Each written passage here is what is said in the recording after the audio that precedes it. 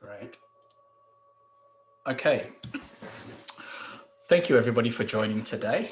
I just really wanted to get started. I think the key challenges for e-commerce businesses in general are these sort of 6 elements. You talk about manufacturing, shipping, warehousing, getting customer traffic to your listing or to your site, and then once you've actually got the sale, the fulfillment, and then sometimes you do need to follow up with the customer and get reviews and deal with returns, etc. So they're the kind of challenges that a business will face in the e-commerce world.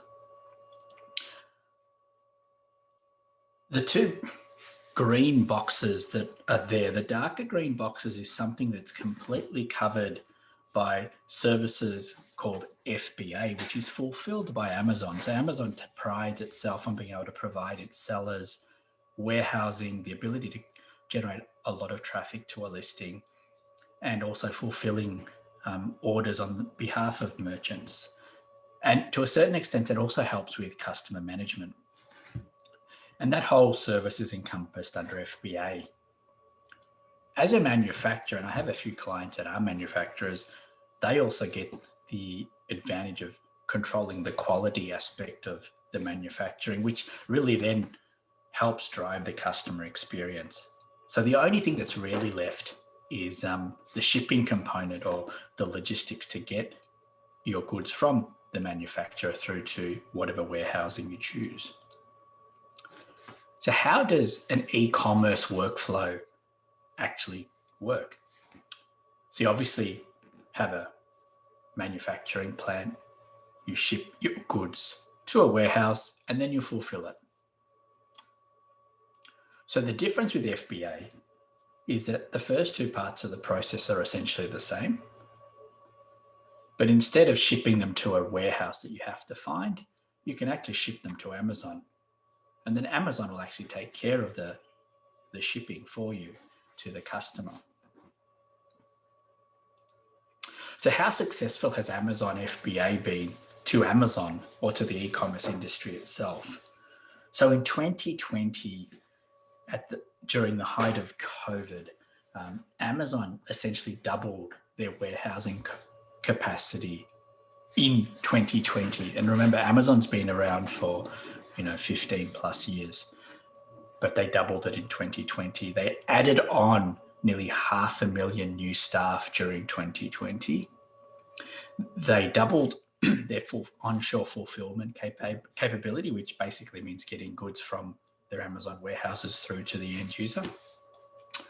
And during that time, they grew by the total size of eBay in 1 year. $500 billion was traded across that whole platform over the course of 2020. And 60% of that trade was associated with a private label, or brands that are not necessarily the big ticket brands like a Coca-Cola or a Nike or anything like that, but private, small to medium enterprises that have got their own brands that they've developed themselves.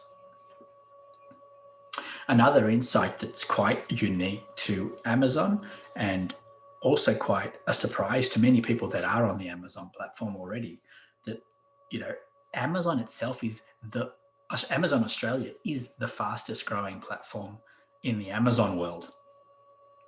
And towards the end of 2020, there were at least 40 million visits onto Amazon Australia each month. So we're talking astronomical growth.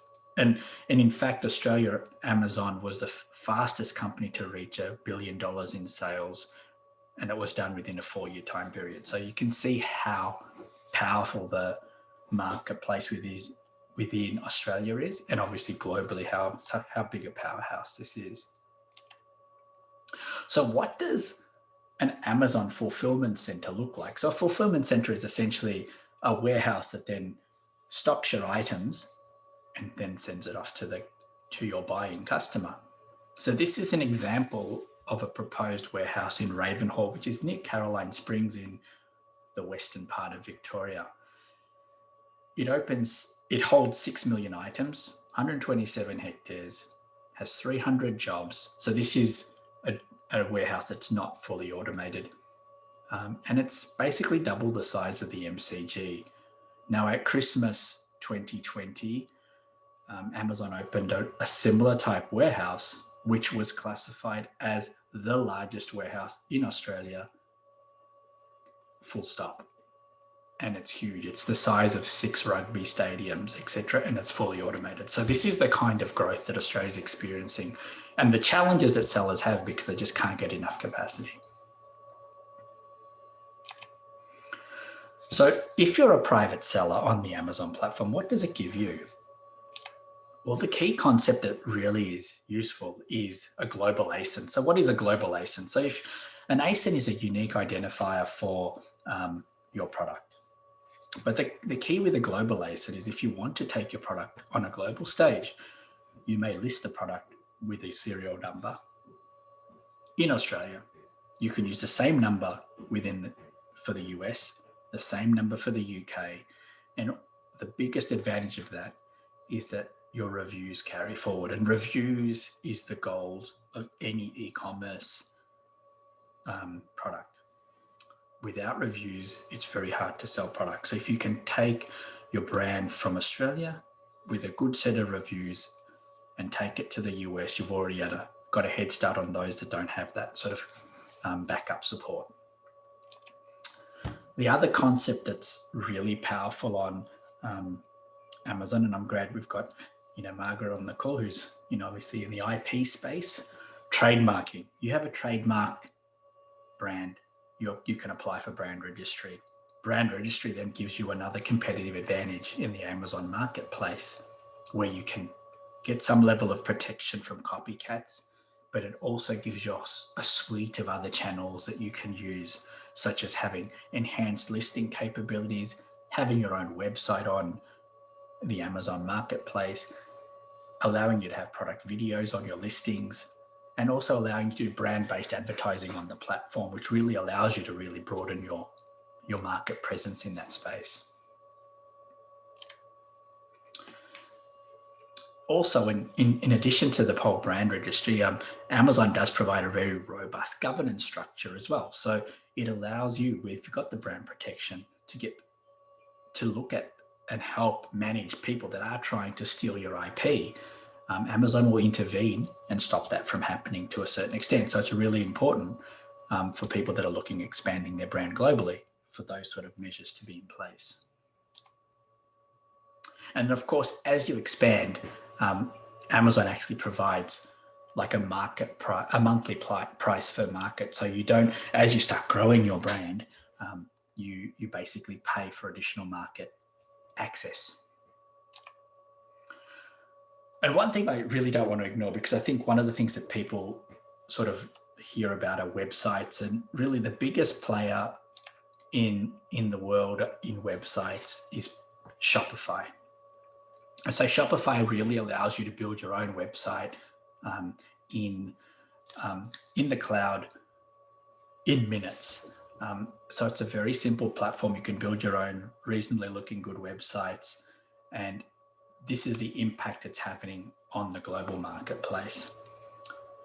5 years ago, Shopify was 10 times smaller than eBay.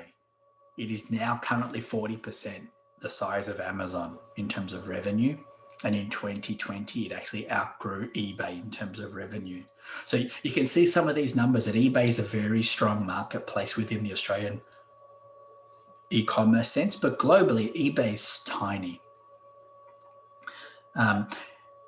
And in 2024, they expect Shopify to overtake Amazon. I mean, we're talking about 50% year-on-year growth for Shopify compared to Amazon, which is around 20-25% year-on-year. And that's excluding the spike that they experienced in COVID. Not bad. So really, I started talking about FBA, and I've also thrown in a few other sort of bits and pieces, but what could my Australian business look like? So we talk about manufacturing and shipping, but essentially you ship your goods into an Amazon warehouse in Australia. Amazon can look after that and send all of your orders from the customer warehouse, from the FBA warehouse, to your customers on Amazon. But one of the other things that Amazon does provide that's quite unique is the ability to facilitate orders on your Shopify store or your WooCommerce store or any other web store that you may have. And so essentially it can take out the need for having a large garage in your backyard to manage your orders, which is fantastic for sellers that are looking at sort of freeing up that capacity and particularly, having to pick, pack and ship, because Amazon will take care of that across all of your digital domains, as you can see on the screen. Unfortunately, Amazon does not support eBay in Australia, and that is because eBay has blocked it because they're looking at ways to sort of curb the growth of Amazon as a business model, and they've actually not allowed that integration in the Amazon Australia marketplace. But if you look at this model now, then how then do you take this globally?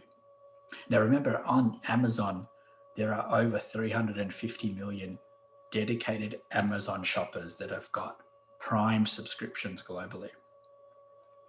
Plus, there's probably many others that are buying without a Prime subscription as well. So you have a massive marketplace. So if I was to look at taking my business global, as I said, this is what your Australian business could look like. And then you might decide, look, I might take this to the US. So what could I do with the US? Well, similarly, the US provides all that warehousing capability. You still use Amazon to sell to the Amazon US customers. You could have a global website that fulfills out of your Amazon warehouse. But you could also set up a bit of an eBay presence as well in the US and have all your orders shipped out of the Amazon warehouse to your customers. But like with any good steak night commercial, there's always more. You could do the same with the UK. Now, ever since Brexit, the Europe's become a little bit more complicated than it was prior to that.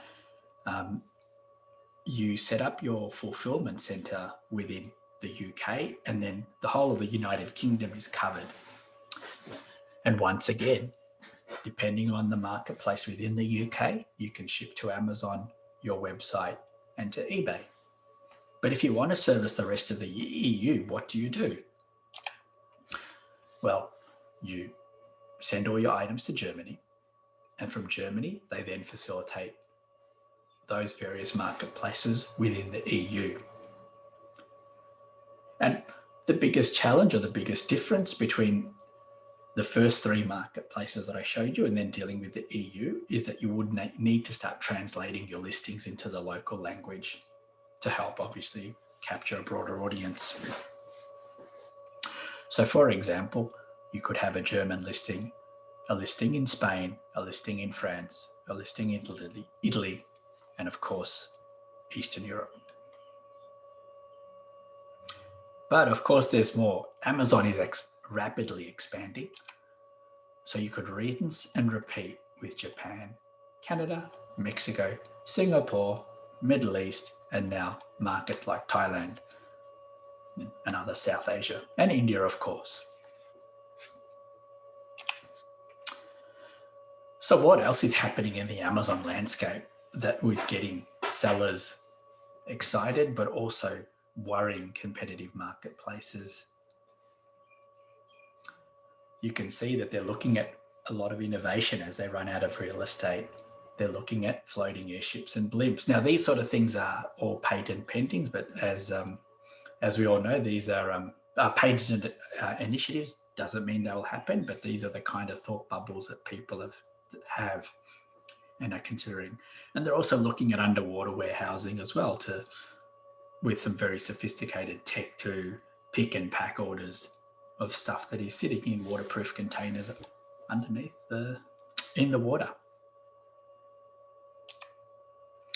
Look, and with all of this innovation and all this traction, it's expected that in the US, online retail will overtake traditional retail by 2024, which is not very far away. So if I look at a case study, we received a customer that about 3 years ago that started with about 10 6K per month in sales on the Amazon platform across 3 products. So they approached us looking for some help.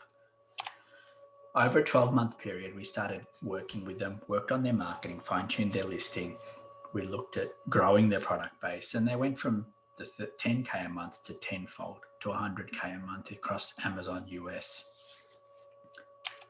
Then, over another 2-year period, we looked at expanding their presence online to Facebook, Instagram, and also building Shopify capability for their business. So after 3 years, they'd grown another 50%. Another 2 years, they grew another 50% in the Amazon US marketplace, but they'd expanded to Canada and into Europe and added an extra 100K onto that across their 10 plus products. So they're doing about $250,000 over a 3-year period after starting at 10K a month 3 years prior. So what are the real challenges that you need to consider when you're running or selecting a provider that knows e-commerce? You have to look at your costs because product margins can be quite slim. So you want to make sure you're getting good, cost-effective services that are actually effective as well. You need to work with a company that can provide you some economies of scale as you start expanding, because you need a lot of different capabilities to run your business once you start entering different markets. You also need to consider your marketing spend. So one of the things that's important and people overlook is that they want to have these ambitious expansion plans, but each marketplace needs to have its own marketing budget. So the more markets you're in, the more marketing budget you need. So you need to take that into consideration as well. You want to make sure you're using the right platforms to do your marketing and actually growing your business. And you also want those language considerations to be thought through. So you want to work with a company that actually has access to people that speak the native language, so that your listings can be translated in a conversational sense rather than a simple Google Translate sense. And the other thing about that is you want to make sure you've got access to regional nuances across the various marketplaces, because each market's different. There's different data points, there's different search terms, there's different things that are trending that are more popular. So you just want to make sure you work with somebody that understands all of those things. But that really brings me to the end. Any questions?